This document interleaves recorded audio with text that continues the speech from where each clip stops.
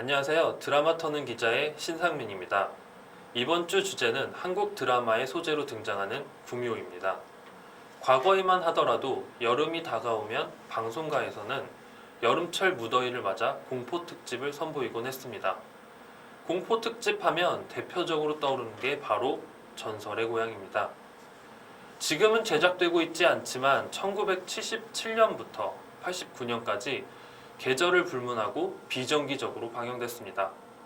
당시에는 전국 각지에서 내려오는 전설이나 민담을 다뤘습니다. 장르에 상관없는 시대극 또는 설화를 소재로 한 사극에 가까웠습니다.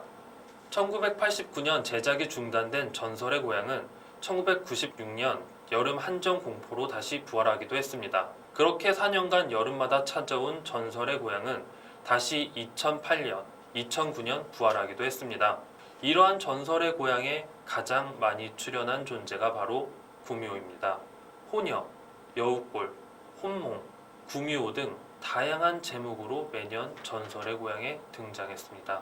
그만큼 구미호는 우리에게 익숙한 존재입니다. 그러다 보니 지금까지도 드라마, 영화, 게임, 소설 속에서 자주 등장하고 있습니다. 구미호는 한국뿐 아니라 중국, 일본 문화권에서도 익숙한 존재입니다. 하지만 구미호가 세 문화권 중 어디에서 처음 시작됐는지에 대해서는 의견이 다양합니다.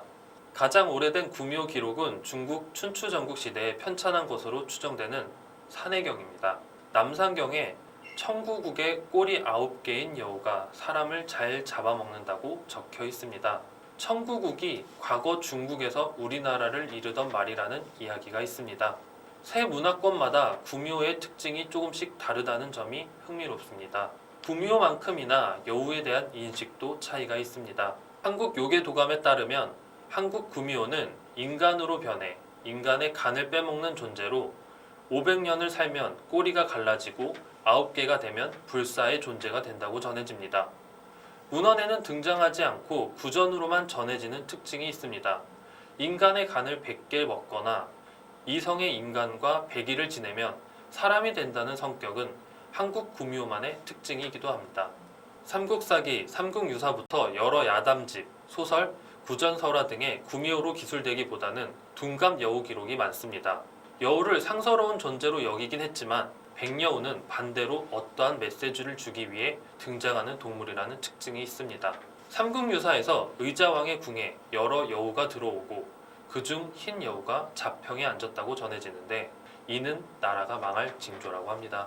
중국에는 봉신연희에서 주왕의 총비였던 달기가 구미호의 화신으로 묘사됩니다. 그러다 보니 중국에서 구미호 이미지는 요염한 여자, 사람을 홀리는 힘, 교활하고 간사하고 영악한 존재로 표현됩니다. 하지만 중국은 한국과 달리 여우를 호선이라 해 신으로 모시기도 했다고 합니다. 그러다 보니 중국에서 구미호 이미지는 악녀 이미지와 선녀 이미지를 동시에 가지고 있습니다. 일본 구미호는 중국 달기의 이미지와 많이 닮아 있습니다. 일본에서 구미호는 3대 요괴로 자리 잡게 됩니다. 초기 구미호는 중국 달기와 비슷한 특징을 드러내지만 소속적인 여우에 대한 믿음이 결합되어 현재 구미호 혹은 여우 요괴화 되었다는 설이 있습니다. 여우 구슬도 구미호와 함께 빠질 수 없는 설정입니다. 한국 설화에는 여우 구슬을 사람이 삼키게 될 경우 지식 등을 얻게 됩니다. 중국 설화는 여우 구슬을 삼키면 몸을 치료해주는 점이 다릅니다. 일본에서는 여우 구슬이 거의 등장하지 않는다고 합니다. 국내 드라마에서는 1979년 7월 방송된 전설의 고향에서 구미호가 처음 등장했습니다. 당시 구미호 역을 맡은 배우가 한혜숙입니다. 이후 1980년 7월에는 전년도에 방송된 구미호 후속편으로 당시 구미호였던 한혜숙이 엄마 구미호로 한혜경이 구미호의 딸이라는 설정으로 등장하기도 했습니다. 이렇다 보니 전설의 고향에서 구미호를 맡은 배우들의 계보가 있을 정도입니다. 한혜숙을 시작으로 한혜경, 김미숙, 박상아, 임경옥, 송유나, 노현희, 김지영, 박민영, 전혜빈, 한은정 등이 구미호 역할을 연기했습니다. 초기에는 인간이 되지 못한 구미호 이야기가 주를 이뤘습니다. 하지만 점차 단골 소재인 구미호를 다양하게 풀어내기 시작했습니다. 쌍둥이 구미호가 등장해 동생과 부모를 죽인 인간에게 복수하는 내용이 등장하기도 했습니다. 구미호를 죽이고 피와 간을 취해 생명을 연장시키는 가문의 이야기를 다루기도 했습니다. 여우구슬을 노린 사냥꾼에게 가족이 몰살당해 생존을 위해 인간이 되려는 구미호 이야기도 있습니다. 2010년 등장한 구미호는 기존의 무서운 이미지를 벗어던졌습니다. 내 여자친구는 구미호에서 보여준 구미호는 인간이 되기 위해 여우꼬리가 하나씩 사라지고 힘이 약해져 소멸되는 과정을 그렸습니다. 같은 해 방송된 구미호 여우누이전에서는 아기 구미호가 등장합니다. 지금까지 드라마에 등장한 모든 구미호는 여성입니다. 하지만 2020년 방송된 구미호전에서는 여우 구미호가 아닌 남자 구미호를 등장시켰습니다. 산신, 구미호, 이무기 등 여러 한국적 설화를 버무려 많은 사랑을 받아 시즌2 제작이 확정됐습니다. 올해 방송된 간 떨어지는 동거는 웹툰을 원작으로 남자 구미호 이미지를 조금 더 가볍게 풀어냈습니다. 간 떨어지는 동거에 등장하는 구미호는 간을 먹지 않는다는 설정입니다.